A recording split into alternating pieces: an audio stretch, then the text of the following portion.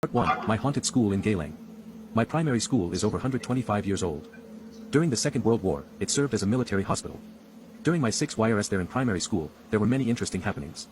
Our school has a host of Italian nuns who've stayed there for many years, and I'm sure they've met their fair share of spooks, but of course they'll keep mum in order not to scare the little children. But when I was in primary 3 or 4, my one-st encounter and story was pretty much the toilet kind. The teachers used to tell us to go to the toilet in pairs.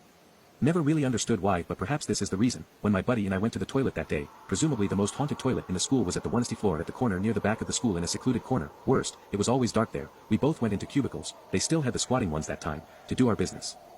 When we were done, we washed our hands together in the long basin, but as we looked up into the mirror, we both saw this figure behind us. It seemed to be floating in between the cubicles. I can roughly still remember the face, quite eerie looking, and both my buddy and I ran out of the toilet. After that, we heard stories that there were things sucking on the used sanitary pads and there were things flying around in that particular toilet. Corridor that led to our school field, which was near the main entrance, had its fair share of spooks as well. On the way to another class, we'd catch glimpses of shadows, in the daytime, in a room where there was only one window and one door, dancing around away from the areas where shadows would normally be cast. If there was sunlight, my primary school was eerie and the chapel was one of those places where you could feel things in.